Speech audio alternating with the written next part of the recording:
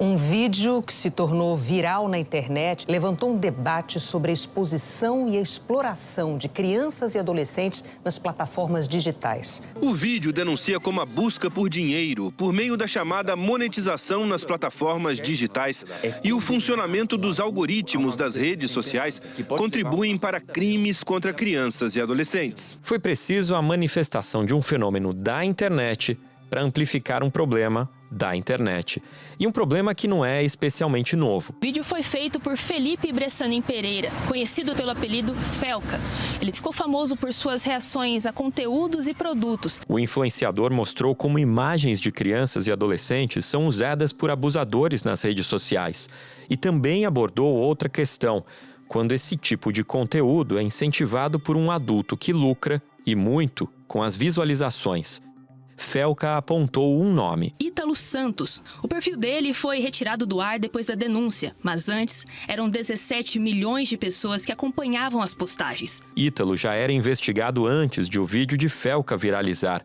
Ele foi preso na sexta-feira, 15 de agosto. A gente já tem a confirmação da prisão do influenciador Ítalo, aquele que foi denunciado no vídeo do Felca. Essa prisão foi executada, já foi concluída e teve a participação do Ministério Público, do GAECO, em conjunto com o Ministério Público do Trabalho, a Polícia Civil da Paraíba e também teve a participação do Laboratório de Operações Cibernéticas da Diretoria de Integração e de Inteligência, DIOP, e, claro, Secretaria Nacional de Justiça também ligada ao Ministério da Justiça. Uma força-tarefa que estava na investigação do influenciador em relação a crimes de tráfico humano e exploração sexual infantil. A defesa do influenciador nega qualquer crime e diz que vai provar a inocência dele. Ainda que as questões trazidas por Felca no vídeo já fossem conhecidas, foi na voz do influenciador que elas furaram bolhas na sociedade e também em Brasília. O assunto não é novo nem no Congresso,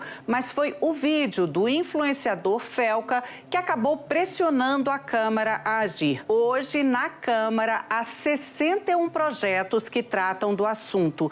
35 foram protocolados desde a publicação do vídeo. Dessas dezenas de projetos, um está mais avançado. De 2022, do senador Alessandro Vieira. Esse projeto prevê, entre outros pontos, que as plataformas removam conteúdos ofensivos sem necessidade de ordem judicial.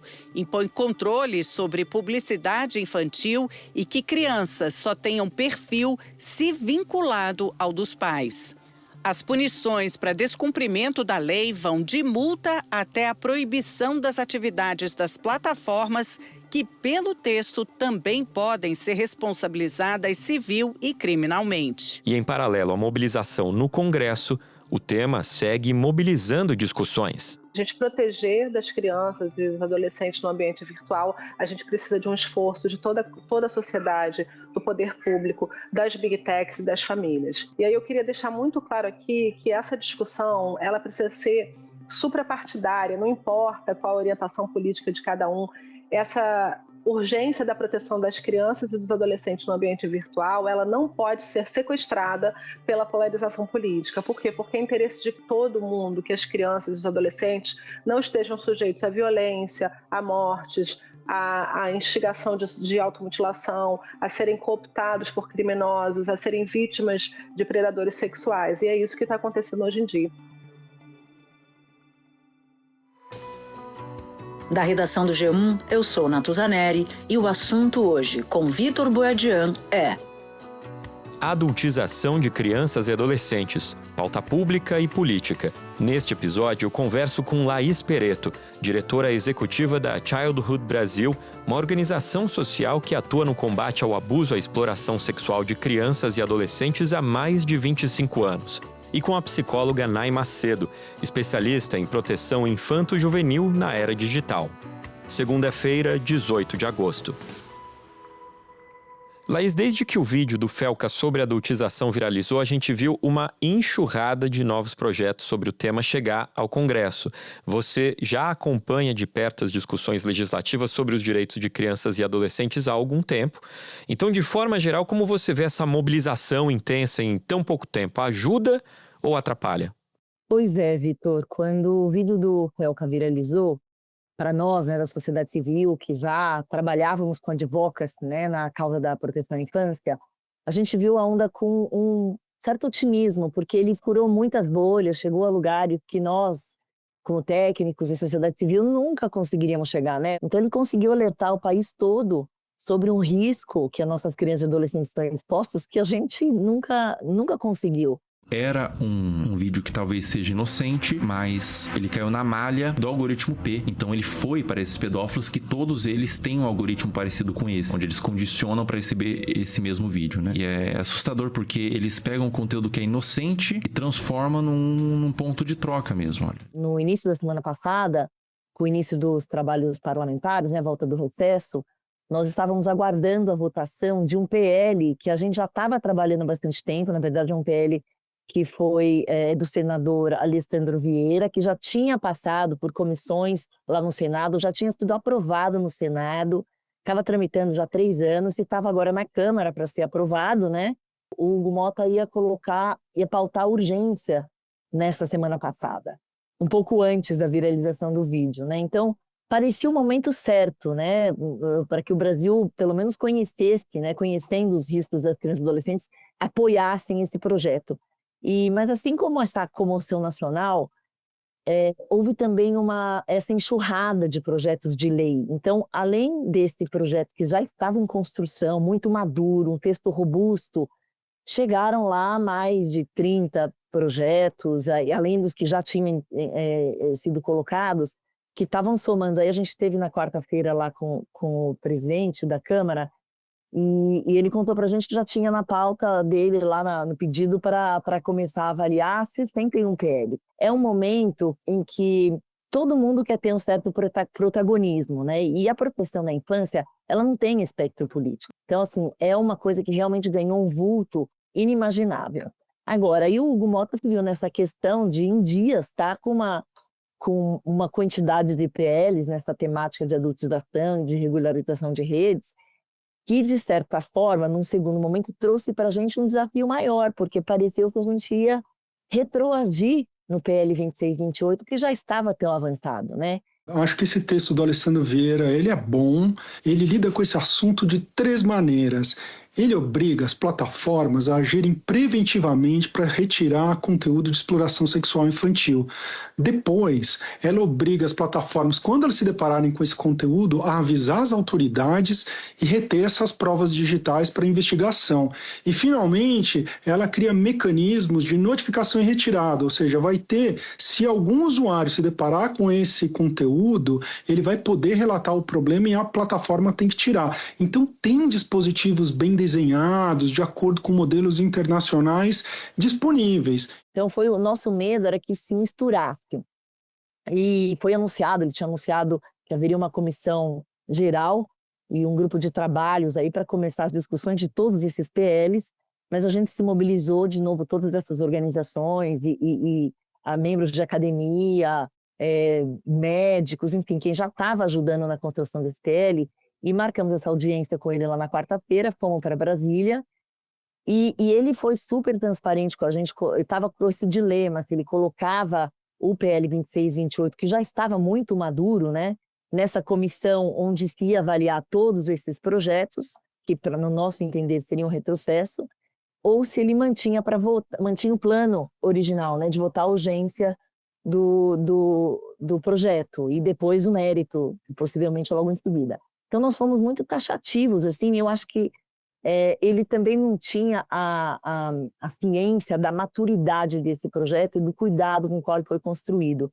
Então, no geral, agora ele já publicou ontem que vai votar a urgência, e então agora nós estamos otimistas, acho que a gente pode ter um belo legado aí pela frente. E isso não deixa de colocar em perspectiva que todos os outros projetos de lei também podem ter coisas muito boas e que devem ser avaliados. Então, a comissão continua acontecendo, mas ela vai ser avaliada, esses projetos vão ser avaliados de uma forma separada do projeto de lei 2628. Esse projeto que você menciona, ele foi apresentado em 2022, portanto ainda no governo passado. Ele então vem aí há 3 anos sendo discutido e ele é o que está mais avançado. Ele passou já pelo Senado e está tramitando na Câmara dos Deputados. Então, explica para a gente, em linhas gerais, o que é esse projeto, como ele pretende aumentar a segurança das crianças no ambiente digital.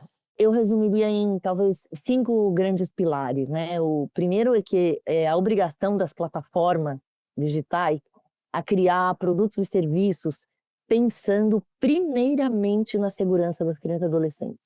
E quando a gente fala em plataformas digitais, é um espectro mais amplo também. Redes sociais, jogos eletrônicos, enfim, todas essas aplicações que podem ter no ambiente online, né? O segundo grande pilar é a exigência de transparência sobre os algoritmos e as recomendações, evitando que os conteúdos, não só perigosos e danosos, mas criminosos mesmo, né, sejam mostrados a crianças e adolescentes. Então, isso aqui é um extremo cuidado importantíssimo aqui, que a gente investe bastante aqui no projeto de lei. O terceiro pilar é a obrigatoriedade de remoção rápida desses conteúdos ilegais ou prejudiciais para esse público específico, né, para crianças e adolescentes. O quarto pilar seria a proibição do uso de dados de crianças e adolescentes para fins comerciais, que é o que a gente chama de perfilamento, né? Reforçando, assim, mecanismos de segurança para que eles não tenham acesso a conteúdos que são extremamente danosos. E também se reforça o acompanhamento parental, claro. E, por fim, eu diria que é um quinto pilar, e nós da Child somos muito afeitos a esse pilar, que é o estabelecimento de mecanismos de denúncia e fiscalização. Eu diria que são essas 5 grandes linhas gerais, digamos assim. Por que agora, na Câmara, alguns parlamentares estão apontando problemas relacionados à liberdade de expressão? Eu realmente acredito que não leram o projeto de lei. Talvez até por essa enxurrada de novos projetos que apareceram, ou podem estar confundindo com aquele antigo PL 2630 lá das fake news, porque não é um PL sobre censura ou regulação de conteúdo. É exclusivamente sobre a proteção de crianças e adolescentes. Muito necessário separar essas coisas, para que não se confunda esse PL antigo das fake news com esse 2628, que nós até carinhosamente já apelidamos de PL Pelca, né? O PL Pelca é focado exclusivamente nessa proteção de crianças e adolescentes e tem um texto muito técnico para compreender assim, em quais situações as plataformas devem remover o conteúdo sem autorização judicial. Eu recomendo a esses parlamentares, ou até o público em geral, né, que tem essa curiosidade, a leitura exclusiva do artigo 6º do PL, que tem uma lista do rol de conteúdos que devem ser removidos diretamente, né, sem autorização judicial, que quando eles forem prováveis de serem acessados por crianças e adolescentes. E eu tenho certeza que a grande maioria vai concordar que esse artigo garante que o foco seja a proteção da criança e do adolescente, porque a gente está falando aqui de exploração e abuso sexual, violência física, cyberbullying, assédio, conteúdo pornográfico, incentivo a comportamento de vício que prejudique saúde mental, como depressão, transtornos alimentares e até automutilação. Então, tem coisas que elas são muito óbvias, sabe? Que são muito focadas na proteção. Então, esse PL é taxativo. Hoje, por exemplo, se uma plataforma equivocadamente derruba um conteúdo, porque hoje se usa muito inteligência artificial, não tem revisor, tem uma equipe muito exígua de moderação, o usuário não tem nem a quem recorrer se foi um equívoco, né? Não tem o que fazer, não tem para quem reclamar. E nesse PL, a gente coloca lá uma cláusula, né, o artigo 29, para ser mais específico, onde em caso de conteúdos que estão derrubados indevidamente, o usuário tem o direito de contestar essa decisão. Esse é um fenômeno que acontece não só no Brasil, o mundo inteiro está passando por isso. Então, como você trabalha nessa área, eu queria saber se você tem algum exemplo de legislação fora do país que vem sendo feita, vem sendo criada também para endereçar, né, para enfrentar esse desafio da exposição das crianças na internet. Tem alguns países que estão notadamente à frente, né, Ico?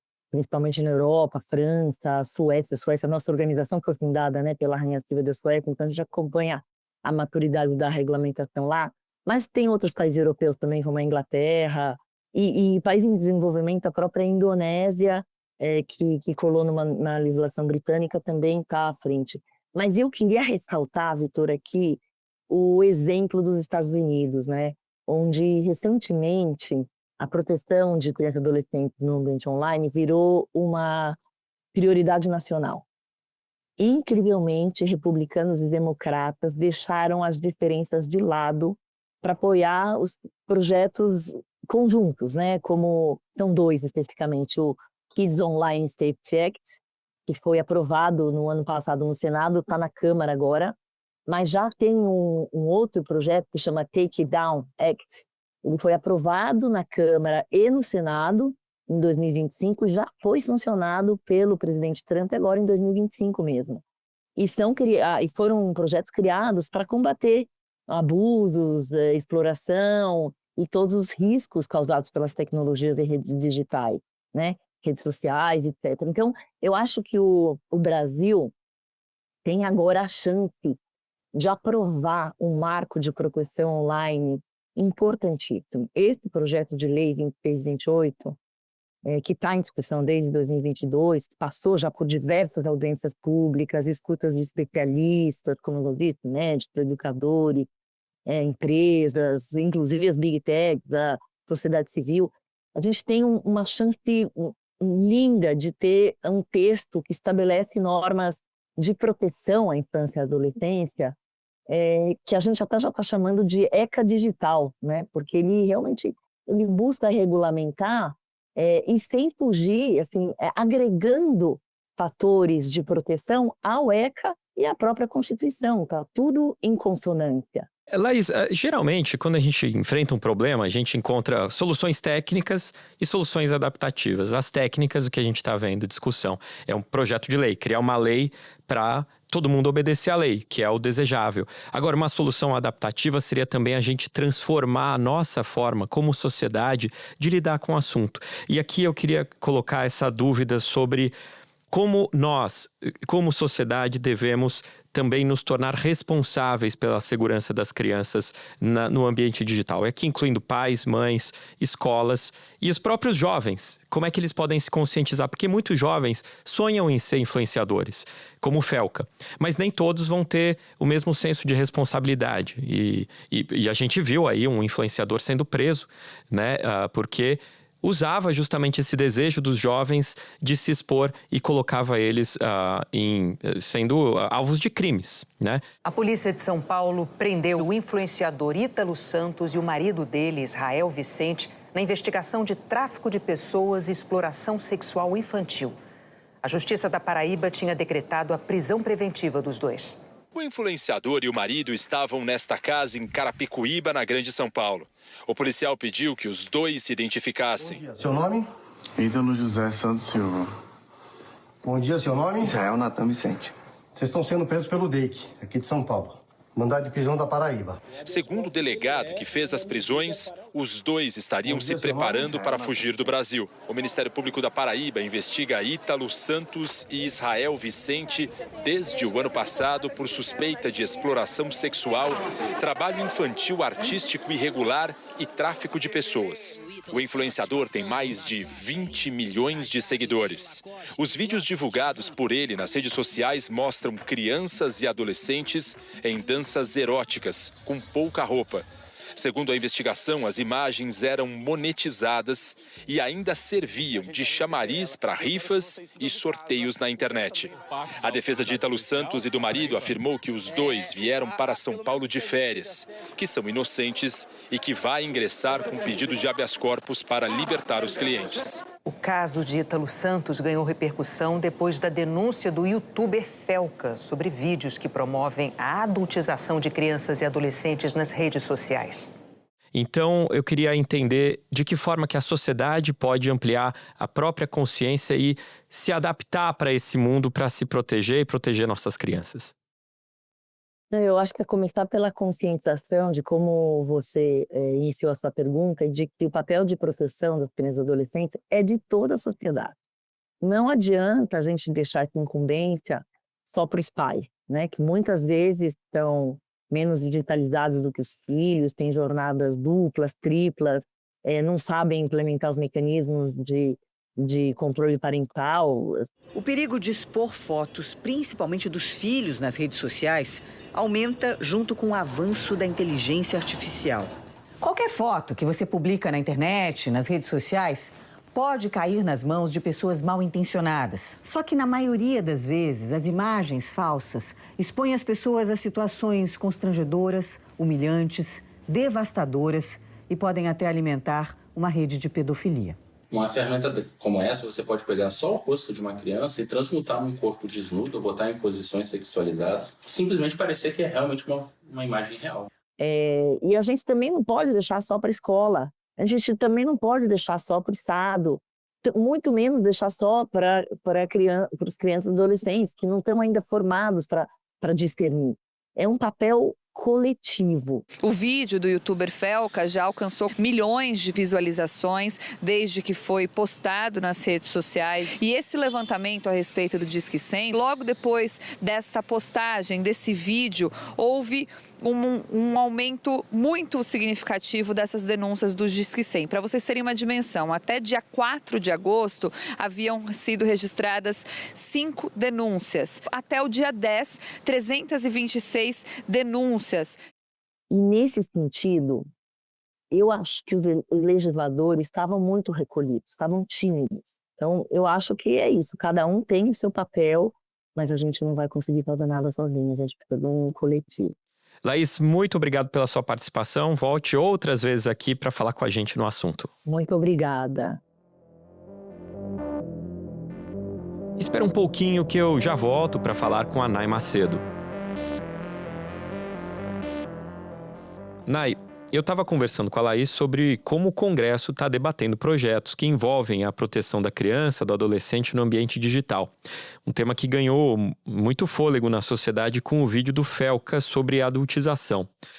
Bom, agora com você que é psicóloga, eu quero entender o que envolve esse termo. Você pode explicar, dar exemplos concretos do que é a adultização de crianças e adolescentes? Adultização é quando uma criança ou adolescente são colocados em papéis, em funções, em responsabilidades que são mais apropriadas a fases adultas do que a fases relacionadas à infância ou adolescência, né?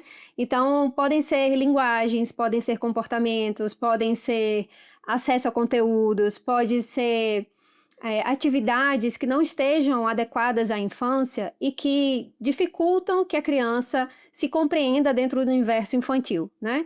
Então, nas formas mais sutis, às vezes é um pouco mais difícil da gente enxergar porque elas são mais invisíveis, né? É quando a criança consome conteúdos que não são adequados para a idade dela, e podem ser desde as redes sociais, que a gente acaba ficando mais habituado a perceber, mas podem ser filmes, séries, jogos, músicas, ou podem ser, por exemplo, quando elas estão submetidas a linguagens de um teor que é inadequado para a sua idade, para a sua faixa etária, né? Pode ser cobrança excessiva, pode ser a exploração para tarefas que são mais abusivas, ou para tarefas que sejam mais exigentes, como passar menos tempo brincando, estudando, né? Então, de formas mais expressivas, a gente consegue visualizar essas atividades ligadas à erotização e à sexualização, mas elas podem estar em outras práticas e comportamentos que a gente costuma ver com menos frequência. Focando agora nessa perspectiva mais grave da erotização de crianças e adolescentes, eu queria entender como aumentou nos últimos anos a preocupação da sociedade sobre isso, né? Como que essa mudança se refletiu na produção cultural, seja na TV, nos livros e agora na internet. Historicamente, a erotização precoce foi muito naturalizada na nossa sociedade, né? Especialmente na sociedade brasileira, pelas culturas de massas. Então, na TV, no cinema, nas revistas, a gente viu muitas personagens adolescentes e até infantis, né, retratadas de forma sexualizada, quase sempre interpretadas até por atrizes adultas, mas que tinham alguma estética infantil retratada, né?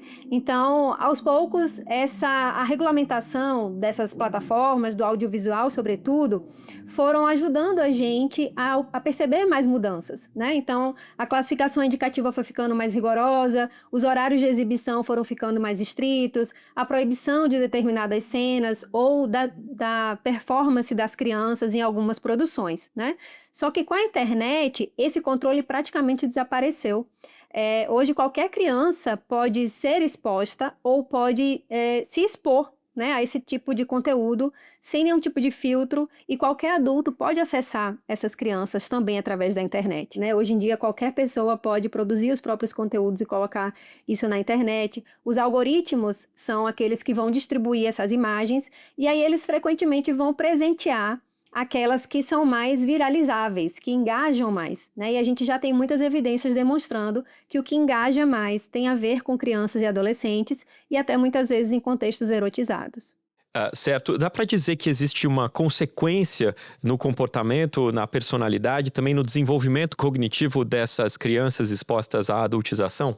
Sim, Vitor, seguramente dá para a gente dizer que a adultização vai deixar marcas profundas nessas crianças e adolescentes que são atravessados por esse contexto que é social, que é racial muitas vezes e até de sexo, né? No comportamento a gente pode falar de crianças que podem começar a imitar esses gestos mais sexualizados, erotizados, a linguagem, o vocabulário que você vê que não é próprio da infância, podem reproduzir falas que são mais agressivas ou violentas, que estão muito além até da sua compreensão, que às vezes repetem sem entender exatamente o que estão dizendo, né?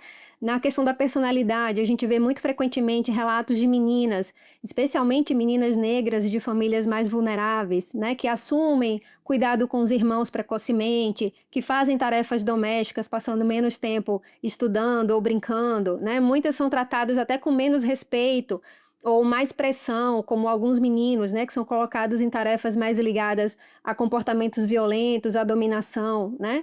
Então, no desenvolvimento cognitivo, a gente pode falar ainda sobre o cérebro dessas crianças e adolescentes, que está plenamente imaturo, né, que ainda está em desenvolvimento e que é treinado para reagir o tempo inteiro nesse modo de sobrevivência. A Fundação Abrinq, que há 35 anos desenvolve projetos de proteção à infância, é uma das primeiras entidades do país a alertar para os prejuízos que a adultização traz às crianças. Propensão a ter problemas psicológicos, por exemplo, como crises de ansiedade, comportamento até suicida, né, numa fase mais da adolescência, depressão, enfim. Então, ela acaba tendo impactos bem profundos e duradouros dentro desse processo, né, de desenvolvimento. Essa exposição à adultização precoce vai colocá-los nesse modo de sobrevivência, muito mais buscando a submissão ou o poder, né, em vez do diálogo, da cooperação, da fraternidade, que são características muito mais ligadas à infância do que a outras fases. Tem um outro aspecto, um outro conceito que também está ganhando tração, é o sharing, né? É um termo anglófono, mas quer dizer os pais que compartilham imagens dos próprios filhos nas redes sociais. A gente vê aí alguns pais mais preocupados hoje colocando aquele carimbo lá do emoji no rosto do filho. O que as pesquisas acadêmicas dizem sobre essa prática de exposição indiscriminada das imagens de crianças que não têm controle sobre a sua imagem porque estão sendo divulgadas pelos próprios pais? Sim, Vitor. O sharing é esse termo, né, que foi cunhado para definir quando os pais ou responsáveis compartilham informações relacionadas às crianças e adolescentes, né? Frequentemente, a gente tem a tendência a achar que isso está relacionado somente às imagens, mas tanto podem ser as imagens, né, fotos e vídeos, como pode ser informações pessoais dos filhos, né? Então, às vezes, eles retratam desde o signo da criança, a personalidade da criança, o humor da criança, se ela estava se sentindo bem, se ela estava se sentindo mal, se ela teve uma crise nervosa, ou dados como uniforme, a rotina. Então, são muitas informações que vão sendo passadas e frequentemente vão ficando de posse dessas plataformas, né? E aí a gente tem muitas evidências sobre os riscos dessa prática, né? Por exemplo, tem um estudo da Universidade Oberta da Catalunha, junto com a Polícia Nacional da Espanha, que demonstrou que até 72% do material de abuso sexual infantil que foi apreendido a partir da internet com predadores teve origem em postagens familiares, né? Das suas famílias, das suas escolas, das empresas.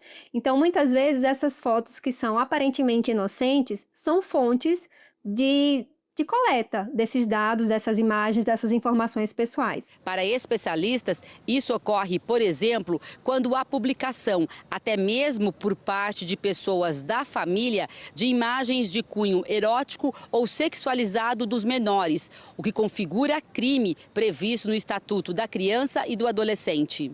Pode servir como uma isca para pretensa divulgação de conteúdo pornográfico, né? Às vezes é divulgada uma foto de uma criança de biquíni, que por si só não está nessa situação de erotização, de situação sexual, mas aquilo chama, né, eventuais violadores do direito para poder adquirir um conteúdo, né, que pode estar por trás daquilo, né? Esse seria o grande risco. Então, a gente tem muitas evidências hoje para dizer que, por exemplo, imagens de crianças que tenham menos roupa, e mesmo que essas imagens não sejam sexualizadas, como no caso dessa pesquisa que eu acabei de trazer, essa escala que a universidade apresentou, a maioria dessas imagens estava na escala 0, ou seja, não tinha nenhum nível de erotização, né? Então, ao passo que a gente tem pesquisas demonstrando que quanto menos roupa uma criança possa apresentar na internet, nessas imagens, maior é a exposição e maior é a tendência de viralização, mesmo que as imagens não tenham nenhum nível de erotização, elas também são de interesses de predadores e de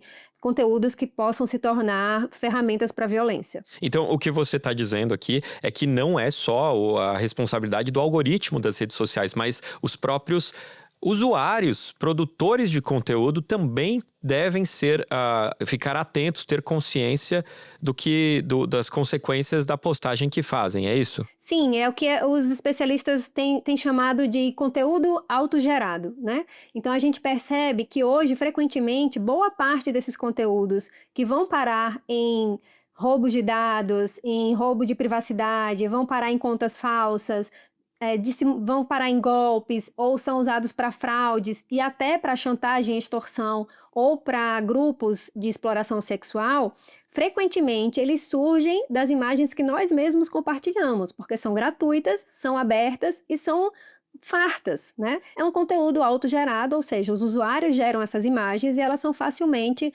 baixadas, feitas download, printadas, então é muito simples que esses criminosos possam acessar essas imagens. Então, qual é a recomendação? Porque muitas vezes os pais postam imagens dos filhos de maneira inocente porque tem os avós morando em outra cidade, ou porque acha alguma atitude da criança engraçada e quer compartilhar com os amigos e esquece que a internet acaba sendo exposta aí para até quem não se conhece. Qual é a recomendação de comportamento dos pais para proteger os filhos? Sim, grande parte dos adultos, né, familiares ou escolas ou amigos, né, vão compartilhar essas imagens com boas intenções, né? O problema é que o algoritmo não diferencia o que é afeto do que é exploração. Ele só vê o engajamento, né? Então ele distribui mais para quem interage mais, inclusive para predadores e violadores, né? Como a gente pôde ver nesses vídeos que viralizaram nas últimas semanas, existe um interesse dos predadores de buscarem intencionalmente essas imagens, e assim que eles buscam, eles vão receber muito mais essas imagens do que até os nossos familiares, né? Até os nossos amigos. Então é possível a gente tomar algumas medidas para tentar minimizar esses impactos, mas a primeira medida de todas é a decisão bem informada. Então, a gente precisa saber que de fato não é seguro, a gente precisa saber que o direito de imagem é da criança, não é dos adultos, apesar deles terem o direito à partilha, porque isso não é ilegal no Brasil, né? Então, manter perfis fechados, só aceitar que você conhece realmente, né? Entendendo que mesmo os perfis fechados não estão plenamente seguros. A gente precisa, por exemplo, lembrar que entre os agressores de crianças e adolescentes, a maior parte deles são conhecidos das vítimas, né? Então a gente precisa ter isso em mente também, que isso acontece no presencial e isso também se transpõe para o virtual, né? Evitar fotos com uniforme escolar, com localização, com uma rotina previsível. Não postar imagens em trajes que possam vulnerabilizar a criança ou que possam ser distorcidos, apesar da gente saber que já temos inteligência artificial hoje em dia até dissimulando muitas dessas imagens. Explicar para a criança, à medida que ela vai crescendo, que ela também tem direito de opinar sobre a sua imagem e respeitar, né? Nós recebemos muitos relatos de crianças e adolescentes que se sentem constrangidas, que não gostam que os pais publiquem as imagens e que mesmo assim eles postam, que se envergonham, que cobrem o rosto e que os pais tratam isso muitas vezes de forma bem-humorada ou acham que é assim mesmo, que é a fase, não respeitando e até quebrando um certo vínculo de confiança entre a criança, o adolescente e os pais, né? E usar alternativas cada vez mais seguras, como álbuns digitais fechados, ferramentas fechadas, mensagens diretas ou as chamadas de vídeo, que são mais seguras. Perfeito. Nay, muito obrigado pela sua participação. Volte outras vezes aqui ao assunto. Sou eu que agradeço. Até mais. Este episódio usou o áudio do canal do influenciador Felca no YouTube. Este foi o Assunto, o podcast diário disponível no G1, no YouTube ou na sua plataforma de áudio preferida. Comigo na equipe do Assunto estão Mônica Mariotti, Amanda Polato, Sara Rezende, Luiz Felipe Silva, Thiago Kazuroski e Carlos Capelão. Eu sou Vitor Boiadian e fico por aqui. Até o próximo Assunto.